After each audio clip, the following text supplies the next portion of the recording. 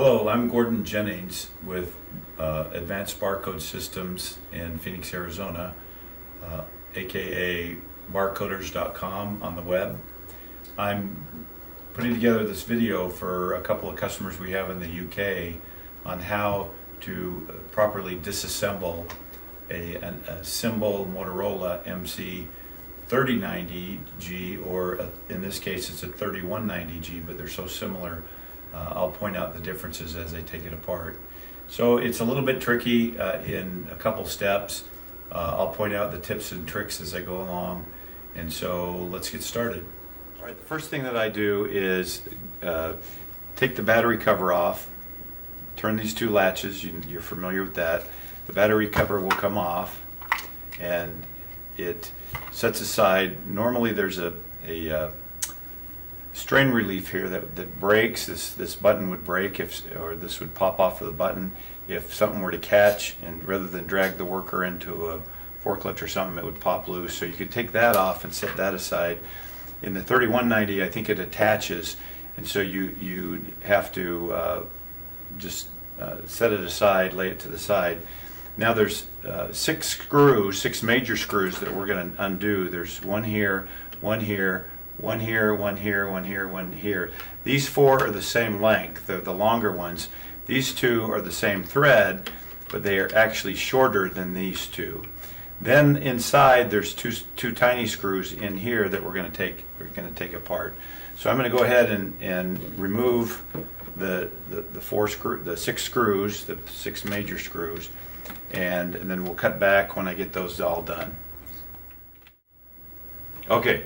I've loosened these six screws, and then what I typically do is just tip it over and kind of tap it like this, and the screws will come out. You want to have four long ones and two short ones, and if they don't come out, then it's probably they're not loose enough, or they're kind of binding on the plastic. So let me go ahead and loosen those again and try it again. So now you see that there's two short screws and four long ones, and I'm going to set those to the side for reassembly. Now inside there is a couple screws right here that have to come out. They don't actually, most of the time they don't fall out. You just have to loosen them. So I'll go with a smaller one, and so I loosen the ones inside the battery compartment. Just loosen them enough. The one on the right here could be hidden under a sticker that says warranty void if removed. Don't worry about that. All of these are far out of warranty. But just loosen that screw there and that screw there. And one of them actually came loose and is ready to fall out. As you see, it's a smaller screw right here. Now, one of the tricks that I've learned is in between the bottom shell, which is it starts here and then it goes down to the handle, and the top shell, which is this part here, is a rubber grommet, and it's right in here. And over time, that rubber grommet kind of adheres to both of the halves. And so if you try to break it free with your hand, what will happen is you get to a certain point and all of a sudden it'll just bust free, and the two will go flying apart, and all the wires that are connecting the top to the bottom could tear. So one of the tricks that I learned is you take a long screwdriver such as this, and you just gently insert it in between the two halves and just kind of turn it. And what that'll do is it'll relieve the pressure. You see that this came apart, and then I go to this side and I relieve the pressure here, and you heard the pop. It comes apart, and what I normally do is I leave the grommet attached to one of the halves, so the bottom or the top. Now you want to rotate it this direction because there's some wires coming from the bottom shell to the motherboard, and if you go the other way, they'll get in the way and they'll tear. So you want to rotate it this direction.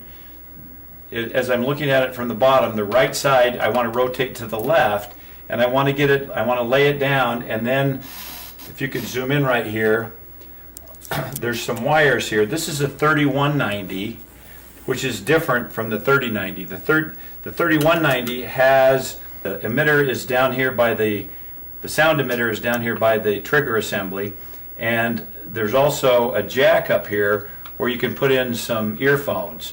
The 3090 doesn't have that. So those additional wires, there's 3 sets of wires in the 3190 that you have to deal with. The 3090, you would just pull out the trigger and you just kind of rock it back and forth and it comes out. On the 3090, it goes at an angle. It's the only one there, and it goes at an angle to the motherboard. This one goes straight in. And then on this one, I have to remove the emitter and the sound, the earphone jack wires as well. So now I've separated the two. Let me go over real quickly. There's several components that you see here.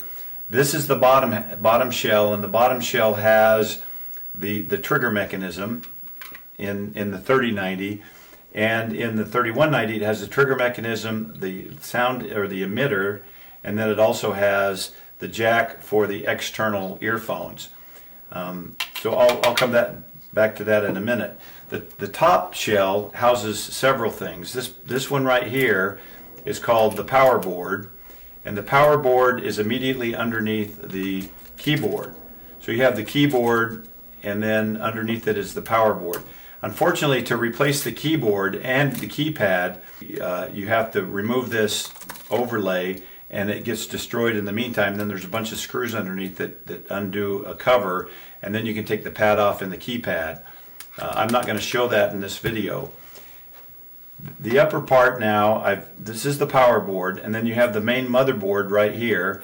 This is the imager, or the 1D laser or 2D laser, whichever you have, 1D laser, 2D laser, or imager. And then here's the backup battery right here. So there's a backup battery underneath that you would replace if this thing won't hold its memory when you replace the main battery. If it resets, then this backup battery, this lithium-ion battery, is bad, and you have to pull it out and put another one in, and they're good for about maybe 5 or 6 years. So I'm going to go ahead and pry up the top part. The top part will come off, and it normally snaps into the two sides over here.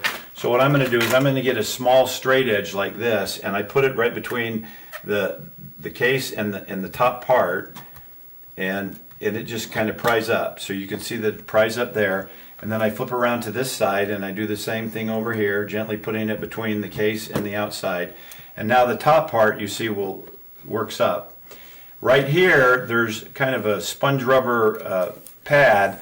That is actually a circuit board connector that connects the power board to the motherboard. So to get it out, you just pull up on either side of that, and it will index up. And now the two should come apart. The two will. So now you can. Now it should be free, and that top part comes apart. Now you see that the top part has the LCD.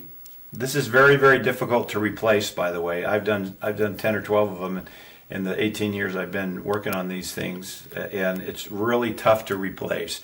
So if you have to replace that, you might want to check with somebody who does it for a profession. That's the LED.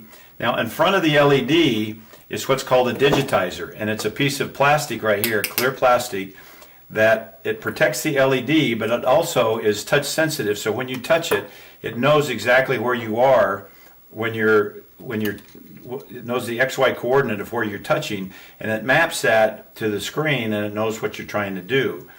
A lot of times what will happen is people get frustrated and they'll stab this digitizer, or it will break, and the LCD's fine, but the digitizer has to be replaced. And so you can order those off of eBay, and the way you replace it is there's just a connector right here that pops up, and the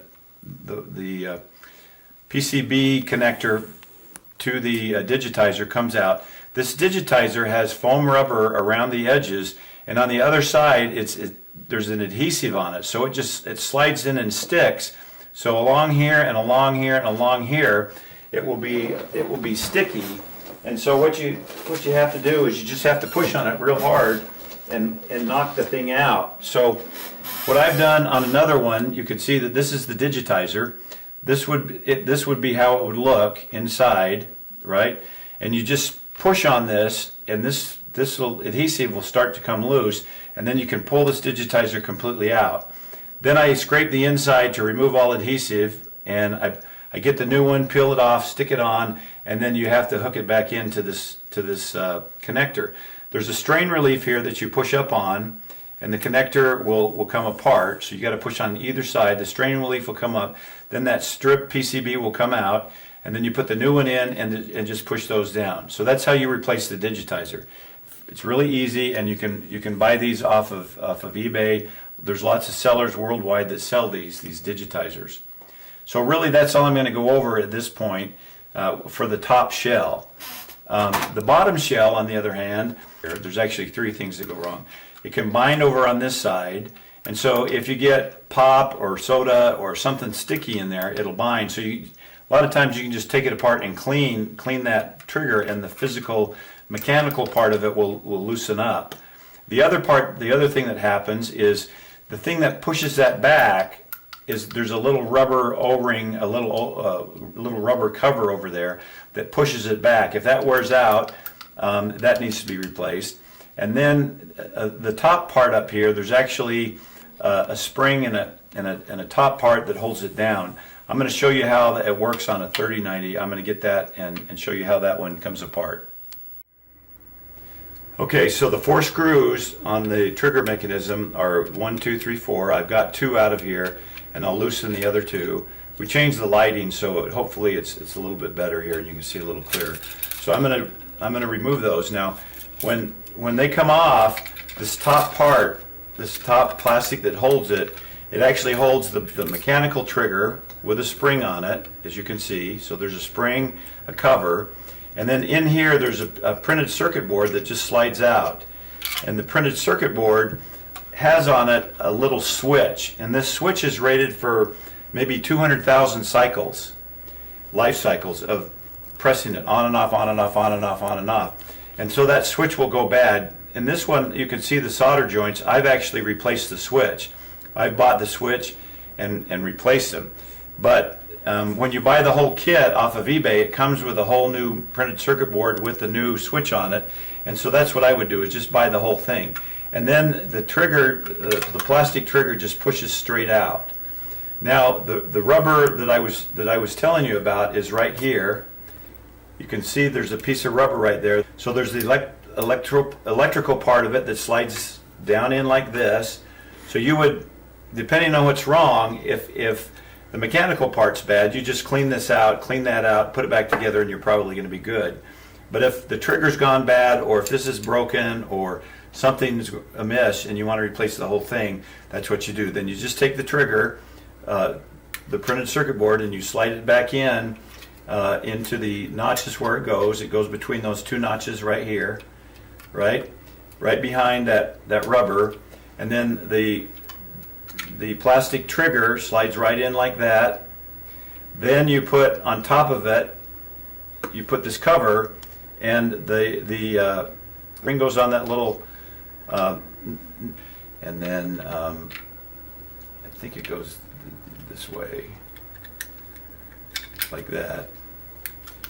And then what I would do is hold it with my finger and make sure it works. Now, as you hold it with your finger, you could take up these screws and put them back into the 4. I would put one here, and then you can release your hand and do the others. All right, so now I've got the 3 screws on. I'm going to put the last 4th screw in and tighten it down.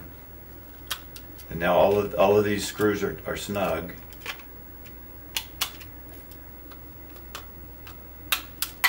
And now the trigger, I should be able to test it. And if you have a voltometer and small enough leads, you can check that out to make sure when you push that, the switch closes and these short together. So that's what we're going to do to repair the trigger. Now I'm going to show you real quickly how to replace the radio on a 3090G. Okay, this is the motherboard off of a 3090 product, and I was going to show you how to remove the radio. So this will be inside there. This is where I showed you how to pry that off. So this will pop off, and there might be some tape that goes across here. So you want to loosen the tape and pull it back. You don't want to get rid of it, because the tape holds these wires down so they don't bind when you put everything back together again. But basically there's 4 screws that have to come out right here, and so you just loosen the 4 screws. They just don't vibrate loose. Now these are the 2 radio antennas. Okay. Now one of the problems is that the radio has 2 antennas, bipole antennas. So there's one over here. It's this part right here, and there's one over here. Now sometimes what happens is when it gets dropped, this coaxial wire comes over here and is soldered right here to the bottom part, to the ground part, and then the middle part goes up and is soldered to this top part. And sometimes what happens if it's dropped is this part right here breaks, and before you replace the radio, look to this to see if that's unsoldered. Just get a soldering gun and tap it and re-solder it to this metal plate ahead, and then that's the right radio antenna. And then on this side here's the left one, and you can see that this one, I can move that up and down, and it's stuck to that wire, that core of the wire, and so that one's fine. So we know it's not the antenna wire. So then what I do is I take a screwdriver and I just pry that off. It just pops off, just an antenna connector, and then do the next one, and that one pops off, and they're bent so they kind of will go back in the same spot, and then you can take off the remaining 2 screws, and then the radio should pop up. What it does is it indexes with the motherboard. So there's 4 screws that you take off, put it under here, and then the radio will just come up, and you see that there's a connector right here that attaches to this connector. So to put the new one in, you would take this one out, and what I do is I typically take a labeler and I label them as bad, so that and you can recycle them, take them to a recycler to recycle the gold or whatever, and then you'll take the new radio. It will typically come in a static free bag. Take the new radio in. This one's not broken, so I'm gonna put it back in, and you can feel when it kind of indexes, and then you just pop it back down in. It slides in, so now that you see that the connector's connected, and then you replace the 4 screws. These are a little bit tricky to get back on, so what I've had to do is you just kind of have to make sure they go on, and then from the top push completely straight down on them. If you push at any angle, it won't go, and then you'll hear a little pop. So I put that on, and then that one's back on. So you can see now what I want to do is I want to get it as far over here so it's not going to bind when I put the unit back together again, right? So that radio's been replaced. Then if there's that yellow tape, I would roll the yellow tape across and stick it back down to hold the wires down, and then you're ready to reassemble it and put it back together.